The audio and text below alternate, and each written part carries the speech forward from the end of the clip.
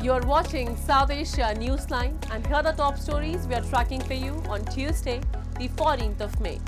Prime Minister Narendra Modi files nomination from Varanasi, seeks third straight term. People in PoJK calls of protest march after demands met, 3 killed in clashes. And Nepal PM Dahal inducts new health minister hours after former quits.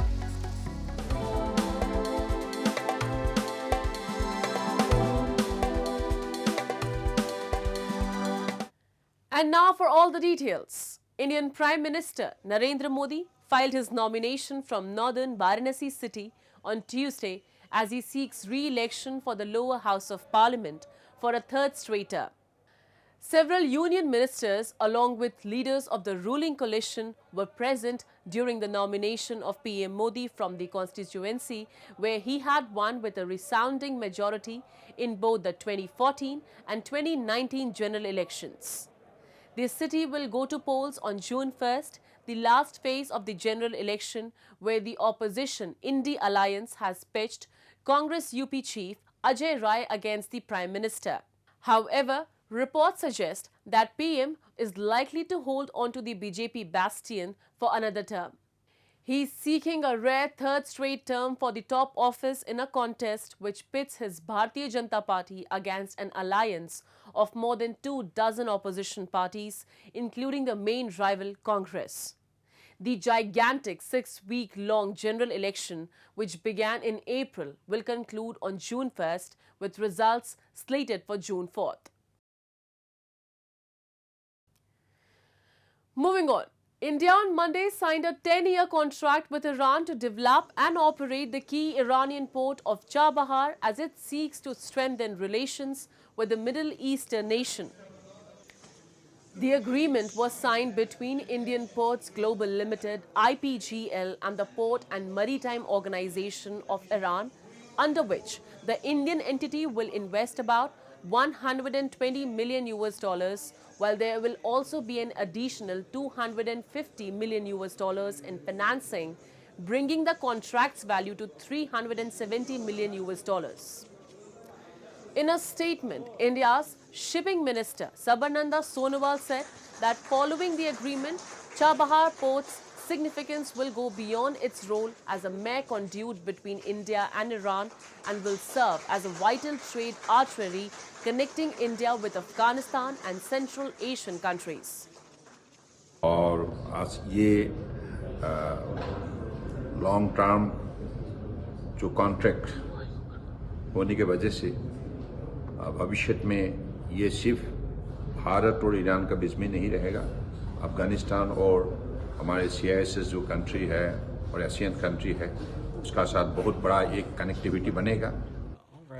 The United States responded to the agreement between India and Iran on Monday, saying Washington will continue to enforce sanctions on Tehran and want anyone considering business deals to be aware of the potential risks they are opening themselves up to and the potential risks of sanctions. New Delhi has been developing the port in Chabahar on Iran's southeastern coast along the Gulf of Oman as a way to transport goods to Iran, Afghanistan and Central Asian countries, bypassing the port of Karachi and Gwadar in its rival Pakistan. US sanctions on Iran, however, slowed the port's development. And Pakistan Prime Minister's office has informed that the country will privatize all state-owned enterprises with the exception of strategic entities.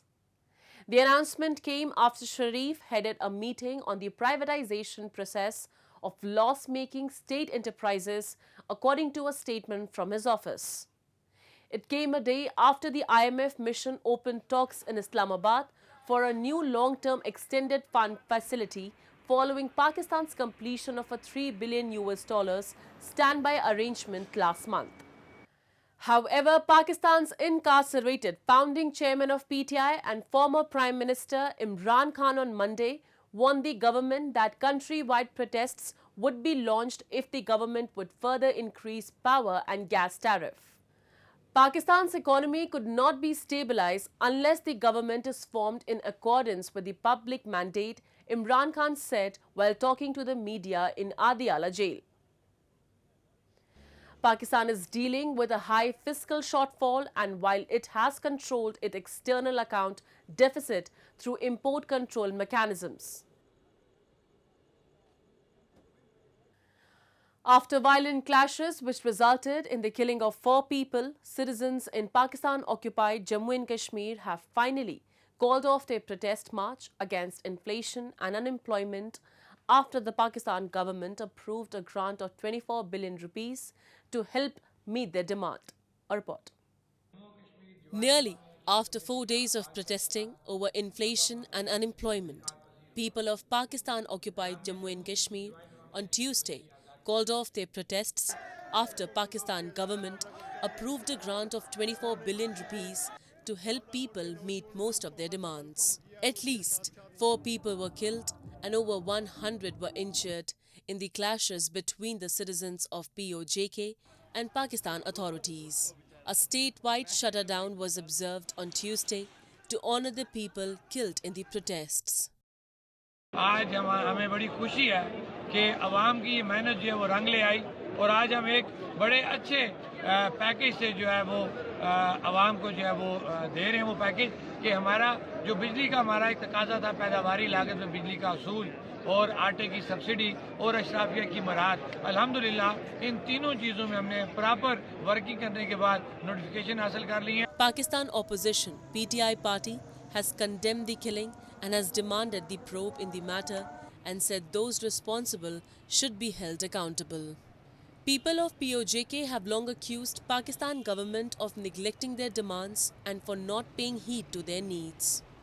They say an assertive international intervention is the only way that the helpless people can be saved from imminent doom. After heavy floods in Afghanistan which killed nearly 300 people, farmers were left hopeless as the agricultural land was filled with flood sediments. The farmers said that the real challenge for them is now to decide what crop their family can grow to go forward in their life. Local authorities said that the relief efforts were being made to meet the needs of the affected population and called for international help, saying thousands of homes have been damaged and livestock washed away or killed. 8 groups have warned of damage to healthcare facilities and vital infrastructure such as water supply.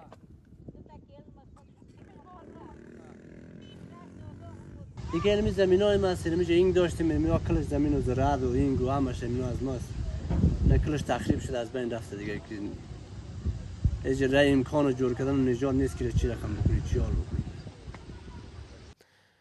Moving on, Bangladesh Foreign Minister Hasan Mahmud said on Monday that the country's development is not possible without good relations with India.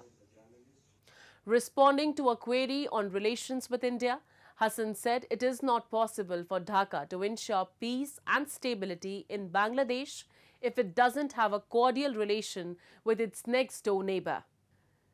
Criticizing the opposition, Bangladesh Nationalist Party over their call for a boycott of India products, Hasan said the campaign proved unsuccessful and if BNP comes up with this agenda again, it will be rejected by the people once more.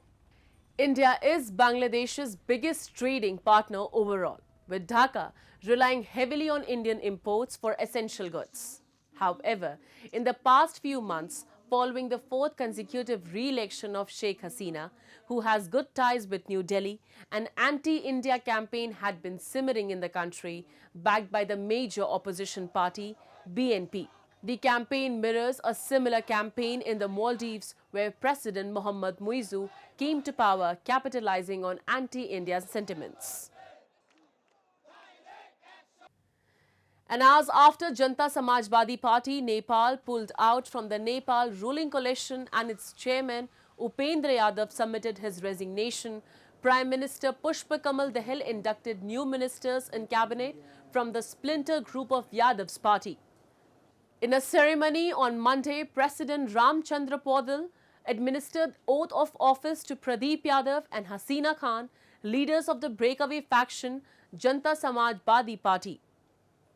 The splinter group was formed after leaders led by Ashok Rai split the Upendra Yadav-led party and registered the faction with the same name with the Nepal's Election Commission.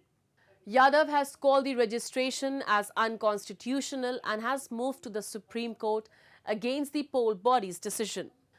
According to a My Republica report, Yadav in his petition has challenged the registration and has sought an order to end the splinter status as federal parliament members.